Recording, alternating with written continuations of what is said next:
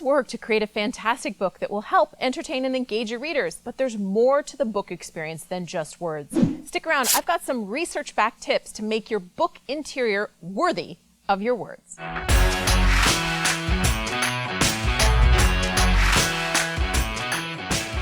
Hey, it's Julie the Book Broad with Book Launchers, a California-based company that will help you write, publish, and sell a fantastic nonfiction book that boosts your business and achieves your goals. This is maybe a subject-only book geeks. That's a hard word to say. This is maybe a subject only book geeks will swoon over, but you can probably recall a time when you read a book that wasn't necessarily the best written, but the experience of reading was so good you kept going. Conversely, and almost as important, you've probably read a great book that you didn't like because of how the book was laid out. I have an example of that book right here.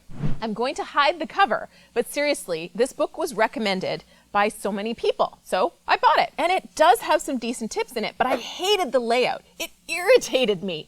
And I had a knee-jerk reaction that it deserved 2 stars because of it. The fonts change on every page. They have examples, and the gray word of the example actually gets put underneath some of the text. So what probably is a fantastic book made me miserable. So interior book design matters a lot. And this is even more important when you're converting to e-versions. Kobo and Kindle have different requirements. And especially if you have images, you need to be careful with how they get designed and converted. I bought a children's book on Kindle that was too small to read. And because it wasn't properly formatted for Kindle, I couldn't zoom in or do anything with it. The book basically deserves 1 star because it was a waste of money. But it had so many 5-star reviews, so it's probably a wonderful story. It just shouldn't be in Kindle, or it needs to be done right. So here's tips so you get it right and people love the experience of reading your book.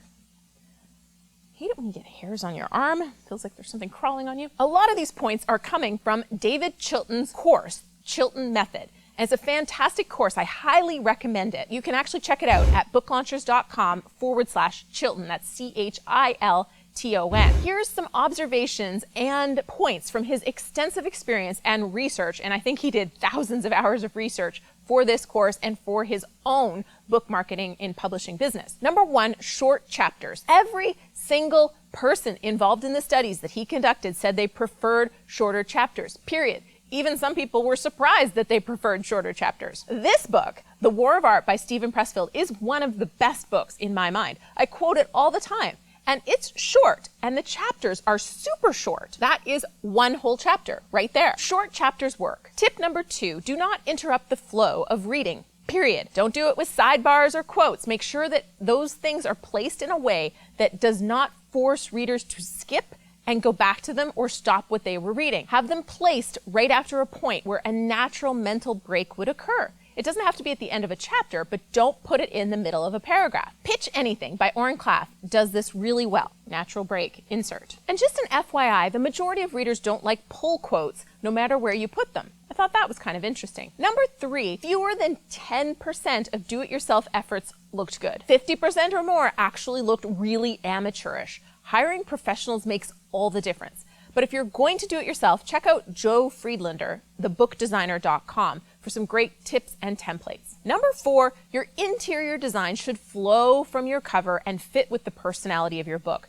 Your book designer should be reading some of your book to get this right. Make sure your interior design will be done to flow through from print to e-version, properly converted, as I've already noted. If you want to get the entire Chilton course, I highly recommend you pick it up. It's by far the most comprehensive course on book marketing I've ever seen, and it's less than $200.